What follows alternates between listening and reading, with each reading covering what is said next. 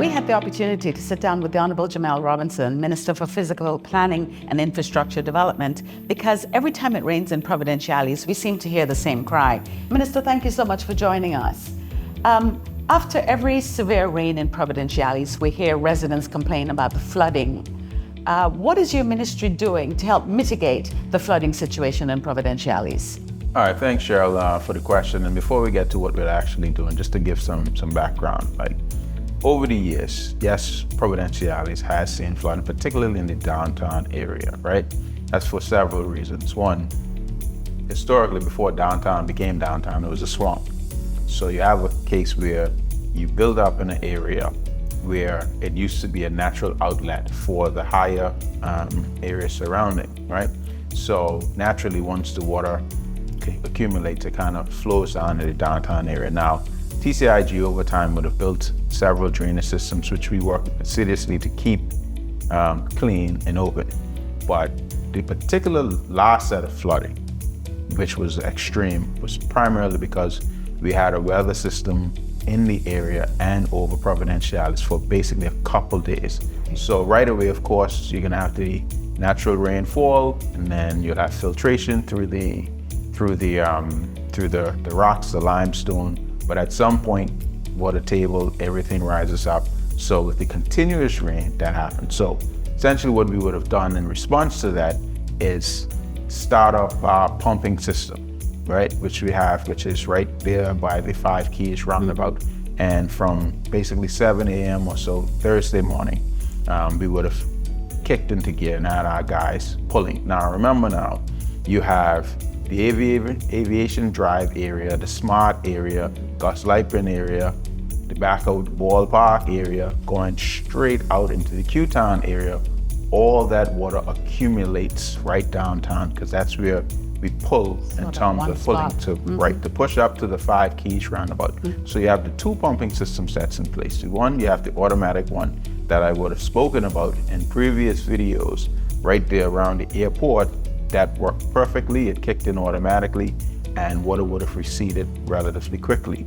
But again, because of the excessive rainfall, you're talking about clearing up the smart yard, the bypass straight across Gus Lightburn, Sweet Teas, all of that area. And again, behind the ballpark, all of that pulling off of one pump generated in that particular area. So that takes time because it was just a lot of rain. And by early afternoon, evening, most of those areas was cleared up, which essentially is the way it's intended to work. So what are we gonna do going into the future? We have a $4 million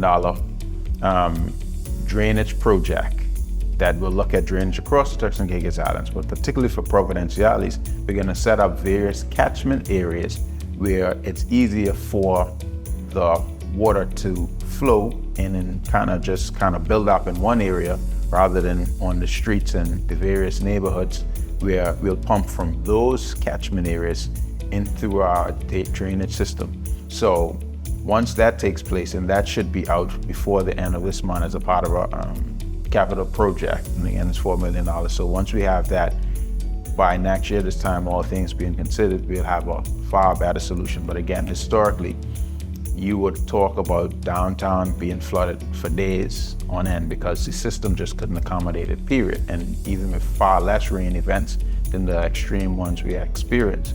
So now, yes, there was some flooding, of course, but the length of time that the areas were not possible were far less than it has been historically. So from that standpoint, I'd like to thank the team from PWD for basically working through over the weekend to ensure not only that the areas that hasn't flooded, which flooded now, got clear, but also to begin all the patching work, because of course the road network has took a beating as well as a part of the flooding. So guys are patching, you would see them on the road, as well as persons drilling holes in new wells, so we can be able to respond better in the future. Minister, whenever something happens, there are lots of experts come out of the woodwork. How would you respond to the criticism that perhaps more drains or wells are needed? Is that a fair statement? Well, it's fair in that there is more drains and more wells needed, which is why we have the $4 million capital project that we are proposing for the drainage system in Providenciales particularly, but also we would have done a study on coastal barriers or coastal management and the Five Keys area, which is a big area that we're also looking at to put improvements in as well. So it isn't a case where it's going to ever be okay, well, we've put in this amount of systems and it's going to be perfect. Once the rain falls, it disappears. That's not the way it is, because the way the island topography is, because you have the hilly areas, everything drains down into the low-lying areas, and again, we've built it up over time. So what you would experience as well, you would always find new areas seeming to flood. Why is that? Providenciales is an island that has continued development. So as we build the surrounding areas in all of our neighborhoods, in all places that people have land, which might be swampy-ish area or low-lying, and it's built up, that changes the waterways on the island. So today, you might have a property that's dry every time it rains. In another 6 months, there might be properties built up around you, cutting off waterways, etc. Then now you have to put a sinkhole or well in your yard, right? So that's something that these rain events help to kind of highlight, because you might not see it outside because we have so much dry months. So you wouldn't realize, because of whatever shifting building that takes place, which is a good thing overall for the country, that this takes place. So this is something that's ongoing. So again, we are on the move now. We are drilling new wells based on the new information that we would have. Of course, we have the road patching and everything else that we're doing. So I don't concern myself so much with the critique as much as, okay, well, what information is it bringing, so we can see how we can adjust? Because while we are proactive in some instances, we will always have to react to the new reality on the ground as things evolve. So I don't mind. Is the ministry by itself working to raise awareness and community awareness about flood prevention and safety, or things that we can do? Or are you working with other agencies to ensure that the community, the residents, know how to prevent? So we're not plugging drains, we're not doing things that we shouldn't be doing. Do you have any sort of a awareness program going on? Yes, we do, and we work closely with the Environmental Health Department, right? Because there's the cleanliness of the environment, which is the primary responsibility of environmental health and the Ministry of Health by extension.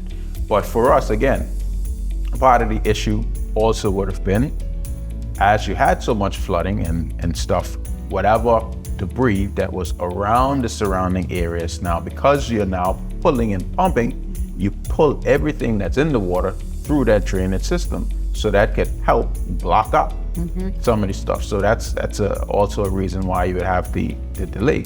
And again, for me particularly, right, we have a situation where, while ongoing education is important, we are a nation that knows the right things to do.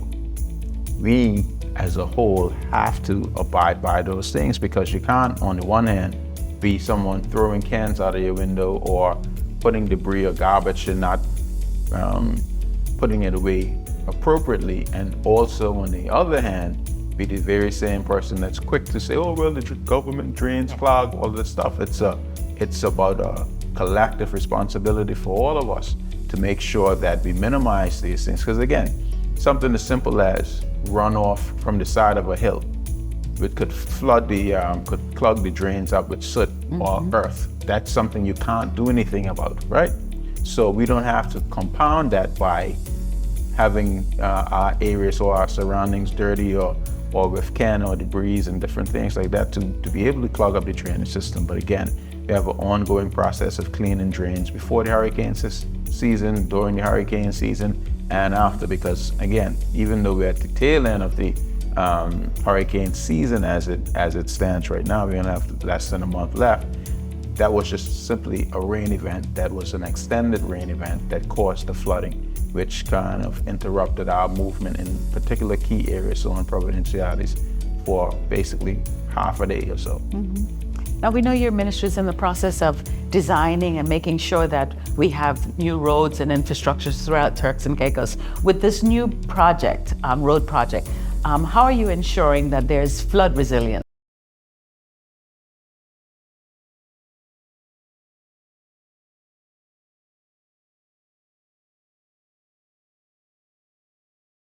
Incorporated into it, because what we know from over the years, and this isn't a knock on anybody who preceded me, what you would have is a situation where, all right, well, the primary goal was get blacktop done. Okay.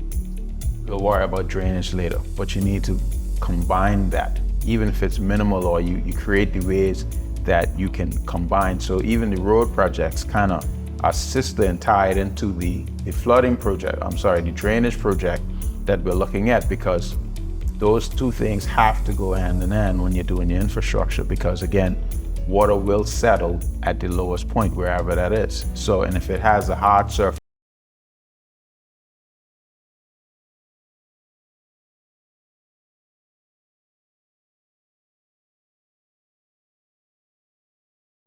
be able to capture that water as it falls on your blacktop and your road, and it gets into the drainage system, which will eventually find its way into those catchments. So beyond just the catchments, it's about tying in the main drainage infrastructure that is the downtown area to all of the various wells that we have already sunk.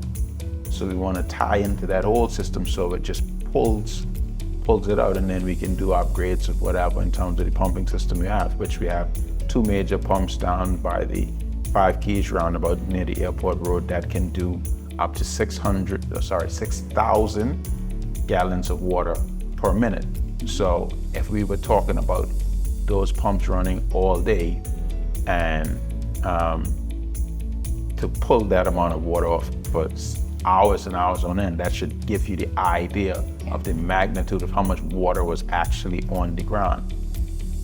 I'm glad you mentioned 5 Keys, Minister, because we tend to focus a lot on the downtown area, but can the residents in South Dock and 5 Keys and throughout the Turks and Caicos expect some level of relief from flooding in the upcoming months?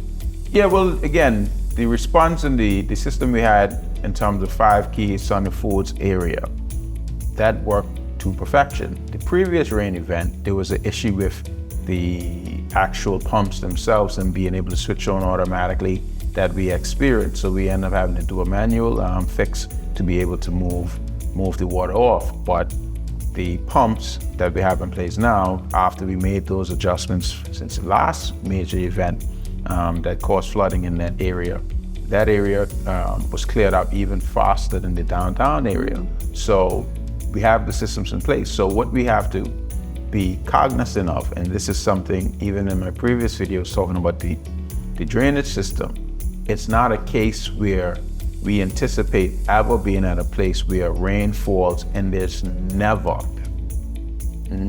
any water on the ground. That's not realistic. That's not going to happen, because at the end of the day, if our capacity, let's say, is 100 gallons, anytime there's more than 100 gallons of water dropping on the ground, then there'll be excess and you'll have flooding, right? Particularly if the rate is faster than the downpour is faster than we can move the actual water itself. So that's not the goal. The goal is to minimize the time it takes between when you have the high point of the rainfall and the flooding or the water being on the ground, and how quickly you can get it back to a usable state, so you can continue commerce, right? So that is the main goal, and that's never changed. And again, I'm an old school disaster guy. I remember being in government back in 2008, 2010 and stuff, when you have flood events down here, and you're talking about days trying to pump, and you gotta pump manually individual areas where you're trying to find the sinkholes, find all of that.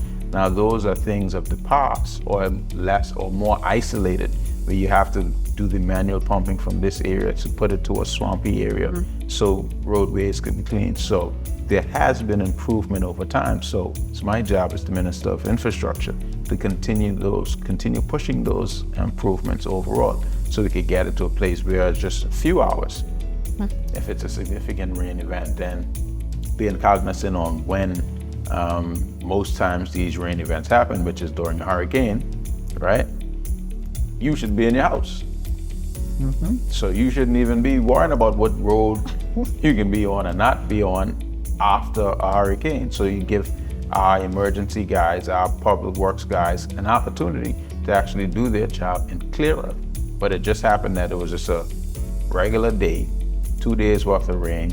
No one was anticipating being encumbered to get to their places of business or places of operation that following morning. But as soon as we were aware that that was the situation on the ground, our guys kicked into gear, and basically they're still in gear several days later, because as we do our reconnaissance, get the complaints, we make sure go out. So I definitely like to thank all the persons that would have flagged me or other MPs or our team from Public Works to point out some of the areas that needed assistance with clearing, because that helps us, right? Because again, we have a small team, and while we do our reconnaissance and do our forward work, there's always good to get feedback. So again, some people might say, oh, well, that's criticism. No, that's letting me know there's an issue in a particular area that we have to address. So our guys can go out and address it.